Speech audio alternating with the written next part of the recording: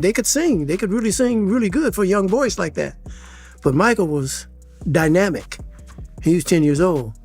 You know, when you actually put a mic in front of him and, you know, record his vocal, I mean, it was just unbelievable. And but he was amazing though, because he knew everybody's lines, every line in the movie. Michael memorized it. He knew every word of dialogue, lyrics, dance steps, everything. He just absorbed everything. I mean, he really was, and always will be, you know, the king of pop, you know.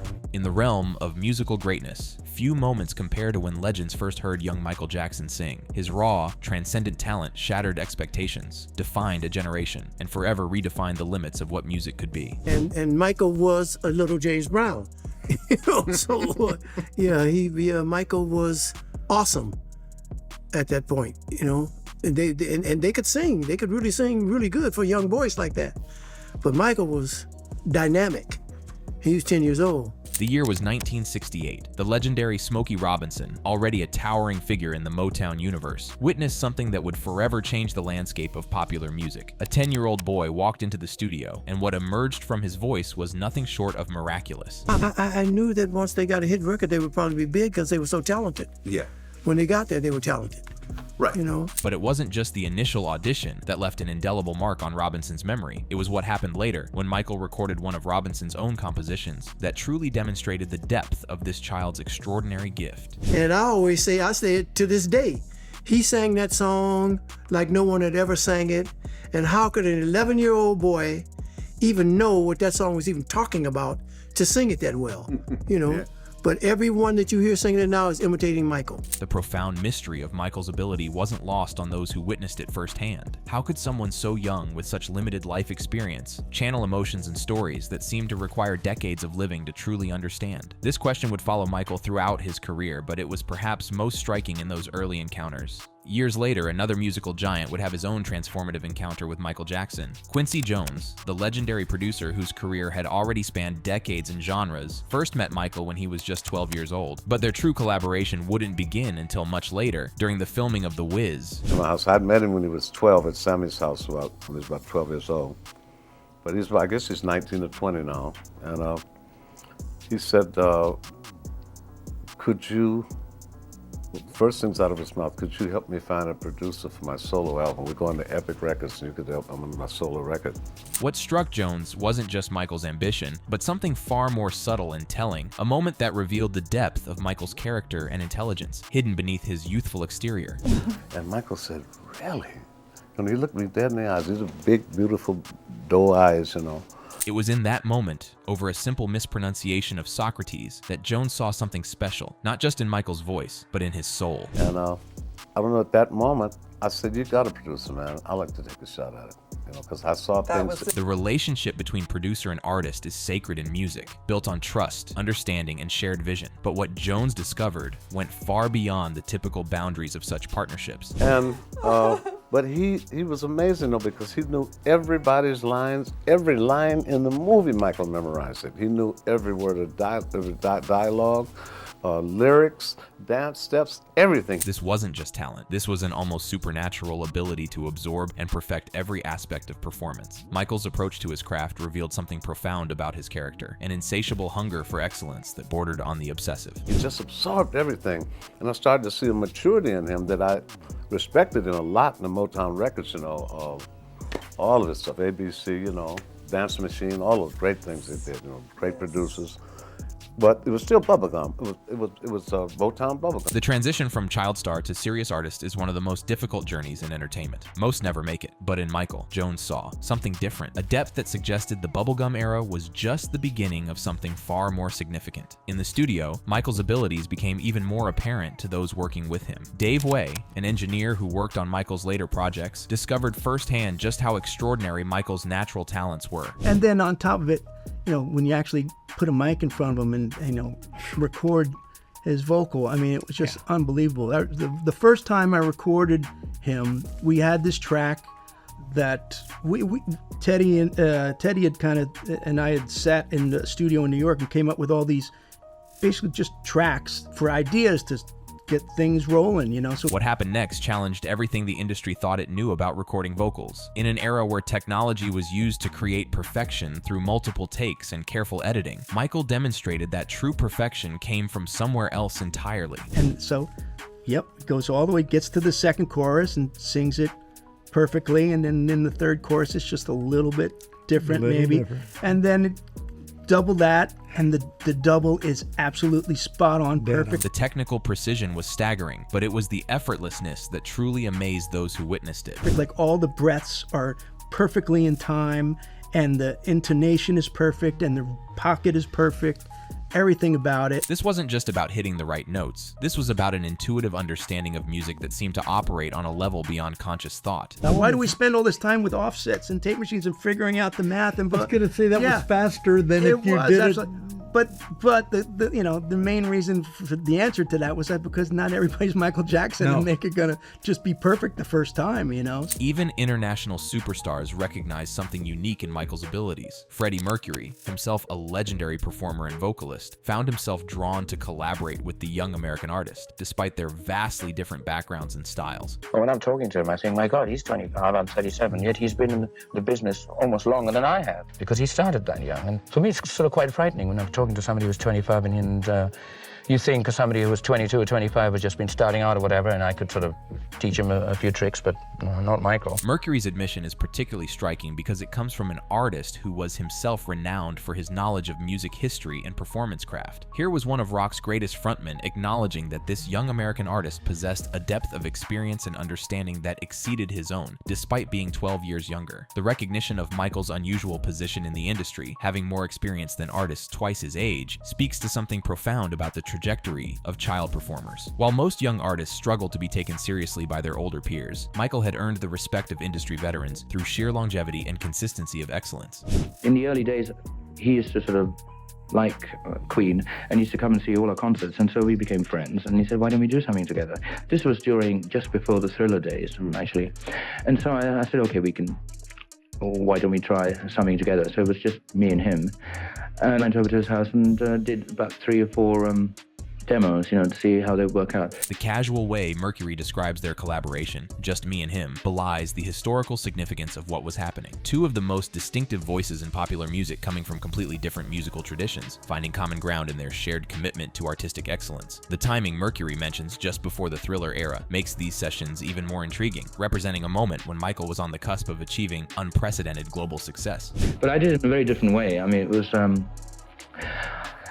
the way he sang it is just so beautiful. I just said I have to put a different approach to it. Mercury's description of being inspired to completely reimagine his own song after hearing Michael's interpretation speaks to the transformative power of Michael's artistry. This wasn't just about technique or vocal ability. It was about Michael's capacity to find new emotional depths in existing material, forcing even the original composer to reconsider their own work. The collaboration between these two titans represented something larger than just two voices coming together. It was the meeting of different musical worlds, united by a shared recognition of extraordinary talent and an unwavering commitment to pushing creative boundaries. Even established legends like Paul McCartney, whose own contribution to popular music was already legendary, found themselves drawn to work with Michael, recognizing in him an artist whose vision and abilities complemented their own remarkable talents. Michael originally rang me, said, do you want to make some hits? And I said, yeah, sure I do, you know.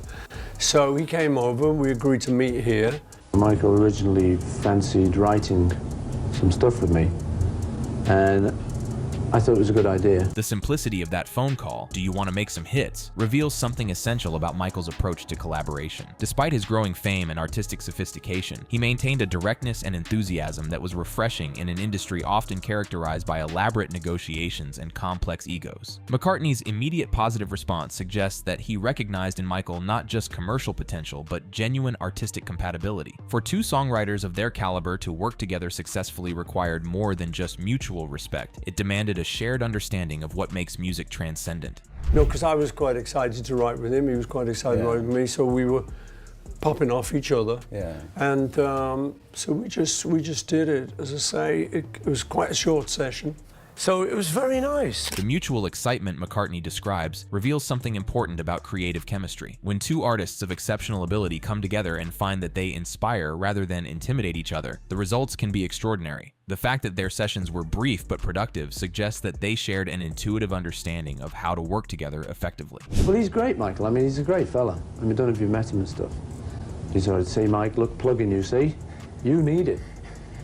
But he's a nice fella, you know. He's a good fella to be around, and he's talented. McCartney's characterization of Michael as a good fella to be around might seem like simple pleasantries, but coming from an artist who had worked with virtually everyone in the industry, it carries significant weight. The combination of talent and personal character that McCartney describes was apparently rare enough to be worth noting, but perhaps no testimonials carry more weight than those from artists who came after Michael, who grew up understanding his influence and then had the extraordinary opportunity to work alongside their idol. These younger artists brought a unique perspective. They understood Michael's significance before they ever met him, yet discovered that the reality exceeded even their highest expectations. The thing about Michael, you know, is the memories. I'm lucky enough to have memories actually physically with him on stage and off.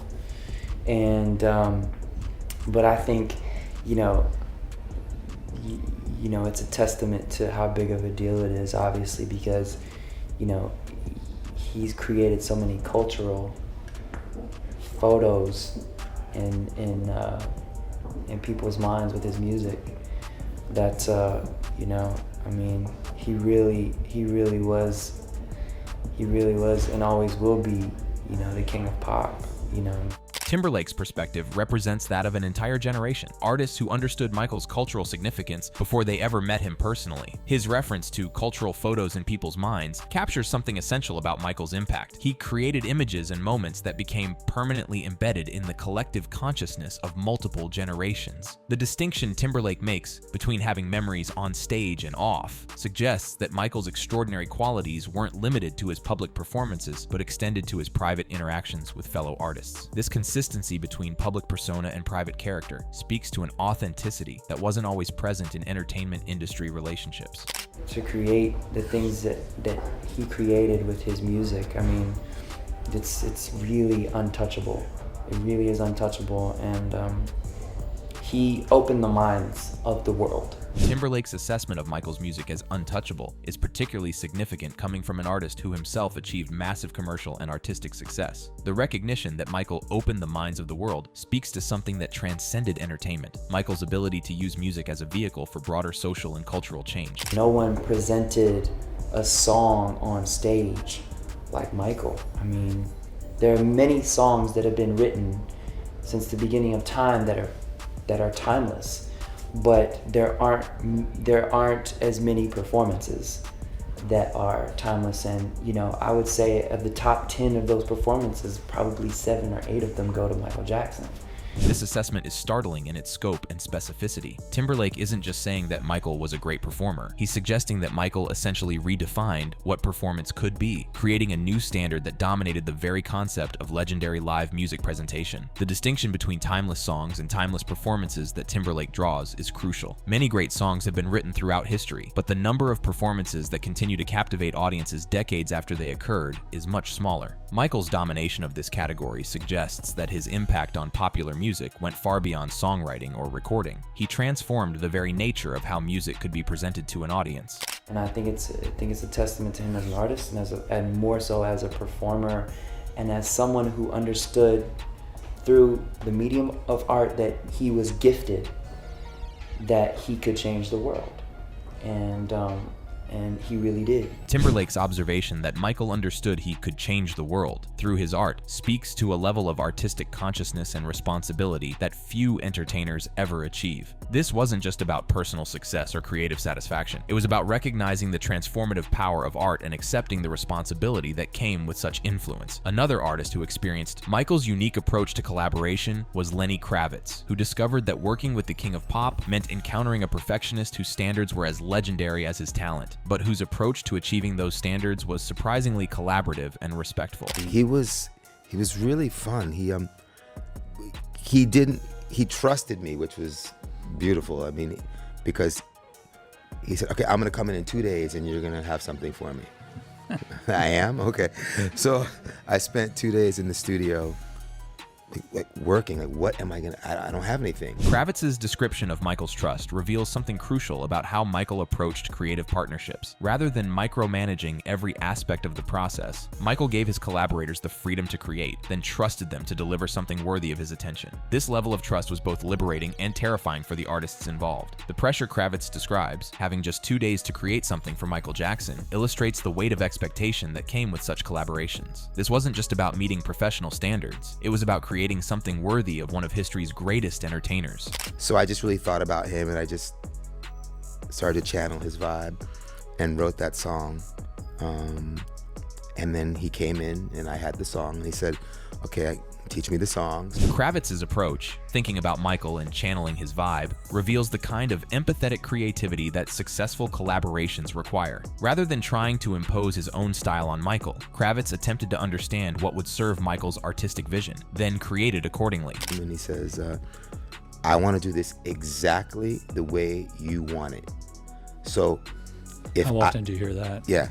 So if I mess up, stop me. This willingness to be directed and corrected reveals something extraordinary about Michael's approach to collaboration. Despite his status as one of the world's biggest stars, he maintained a student's mentality when working with other creative artists, prioritizing the quality of the final product over any concerns about ego or status. So I said, Michael, no, that's not how it goes. It goes like this, la, la, la, la, la, la, la. Okay, great. Music starts, he does it again.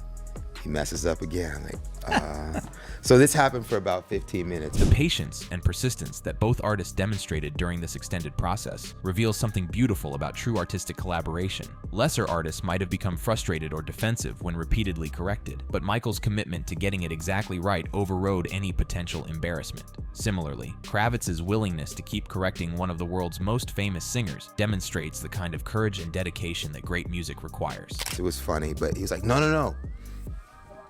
Don't stop doing that. I want to do it exactly the way you wrote it and the way you want it.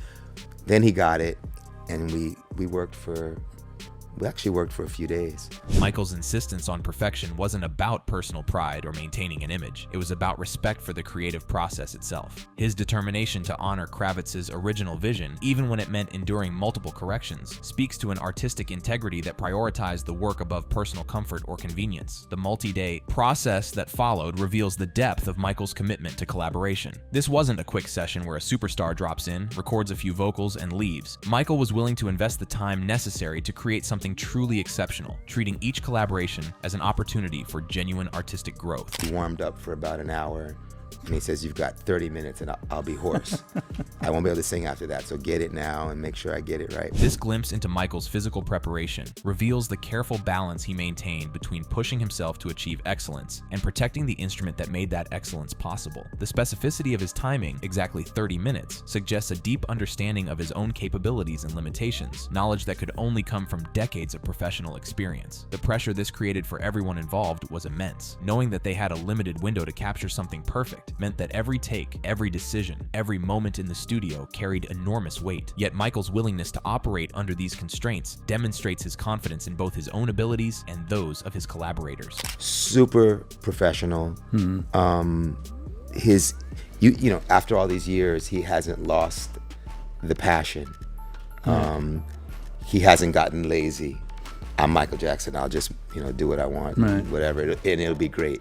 He still strived to be great, and super funny, really funny, like cracking jokes, laughed a lot. Kravitz's observation about Michael's continued passion and professionalism cuts to the heart of what separated Michael from many other long-term successful artists. The tendency for established stars to coast on their reputation, to assume that their fame guarantees the quality of their work, was completely absent from Michael's approach. Even at the height of his success, he continued to approach each project with the dedication and hunger of an emerging artist trying to prove himself. The humor that Kravitz describes provides a crucial counterbalance to the intensity of Michael's professional standards. The ability to maintain levity while while pursuing perfection, suggests an artist who understood that joy and excellence weren't mutually exclusive, but rather complementary forces that could enhance each other. Even younger artists who had the opportunity to perform alongside Michael discovered that proximity to greatness came with its own unique pressures and revelations. These encounters often occurred spontaneously, adding an element of unpredictability that tested everyone's ability to rise to the moment. It's nerve-wracking. Bruh, I'm gonna tell you, you know, so I'm in my seat and his manager comes over to me and he says, yo, you're gonna dance with Michael tonight. I'm like, I'm watching the show. What the heck do you mean I'm getting ready to dance with Michael? Usher's experience illustrates the spontaneous nature of many of Michael's collaborations and interactions with other artists. The casual way his manager approached Usher, treating it as a simple request rather than a monumental opportunity, suggests that Michael regularly sought out these kinds of impromptu collaborations, always looking for ways to connect with and elevate other performers. The shock and disbelief in Usher's reaction is entirely understandable. One moment he was a spectator, enjoying a show like any other audience member, and the next he was being asked to share the stage with one of history's greatest performers. The transition from observer to participant, from fan to collaborator, represents a dream scenario for any artist, but also an incredible test of nerve and ability. So he's like, no, come backstage. I'm like, first of all, I ain't got my Air Force Ones and I'm in boots. I can't dance in boots. So I'm like, oh my God. The specificity of Usher's concern about his footwear reveals something important about the mindset of professional performers. Even in the midst of this incredible opportunity, his first thought was about the practical requirements of delivering a quality performance. The fact that he was so concerned about having the right shoes speaks to his understanding that dancing with Michael Jackson required every possible advantage. So now I'm going crazy. I'm backstage running around, I was asking like the people on the street, like, yo, I literally left, bro, and I ran outside down the street asking somebody for some shoes. Give me some Air Force Ones. The image of Usher running through the streets asking strangers for shoes is both humorous and touching. It illustrates the lengths that artists will go to in order to be prepared for once-in-a-lifetime opportunities, but also the kind of panic that such opportunities can create. The fact that he was willing to leave the venue entirely in search of proper footwear shows his commitment to delivering his best possible performance. But no, it was nerve-wracking to actually dance for and with Michael. I can remember rehearsals. The distinction Usher makes between dancing for and with Michael captures something important about the nature of their interaction. It wasn't just about sharing stage space or going through choreographed movements. It was about engaging in a genuine artistic dialogue through movement, with each performer responding to and building upon what the other was offering. And I mean, I don't normally go all out in rehearsals, dude. I was going all out, singing at the top of my lungs, dancing harder than I've ever danced, sweating, flying all over the room. Usher's admission that he doesn't normally give his all during rehearsals, combined with his description of the intensity he brought to this particular session, reveals the transformative effect that working with Michael had on other artists. The presence of true greatness has a way of elevating everyone around it, inspiring people to reach levels they might not have known they were capable of achieving. The physical intensity Usher describes, sweating, flying around the room, suggests that he understood this was a moment that demanded everything he had to offer. There would be no holding back, no saving energy for later, no playing it safe. This was a moment that required complete commitment. He was like, man, you really have a talent. That was one of the greatest compliments that I could ever get. Wow. The simplicity of Michael's compliment makes it even more powerful. Coming from an artist known for his sophisticated understanding of performance and his exacting standards, the straightforward acknowledgement, "you really have a talent," carried enormous weight. It wasn't elaborate praise or detailed analysis. It was the direct recognition of one artist's abilities by another. He says to me, you not only sing, but you dance. I know how hard that is. You sing and you dance. That combination is vicious. Michael's specific recognition of the difficulty of combining singing and dancing at a high level reveals his deep understanding of the challenges that multifaceted performers face. Coming from someone who had mastered this combination better than perhaps anyone in history, this acknowledgement represented validation from the ultimate authority on the subject. The word vicious that Usher attributes to Michael, though he later clarifies that Michael didn't use that exact term, captures the kind of impact that truly exceptional dual threat performers can have. The combination of vocal and physical prowess, when executed at the highest level, creates a kind of artistic power that is indeed formidable. He said that's a really special talent. And it really felt good to get that compliment from him. The lasting impact of Michael's words on Usher illustrates the profound influence that recognition from respected peers can have on an artist's development and confidence. This wasn't just about feeling good in the moment, it was about receiving confirmation from someone whose opinion carried unique authority that the path he was pursuing was the right one. These testimonials, spanning decades and genres, paint a picture of an artist who wasn't just supremely talented, but who understood talent in others, and approached his craft with a combination of natural ability, relentless dedication, and genuine respect for music itself. From that 10-year-old boy who walked into Motown and amazed Smokey Robinson, to the global superstar who could still take direction from producers and offer encouragement to younger artists, Michael Jackson represented something rare in entertainment, a perfect storm of talent, dedication, and humanity.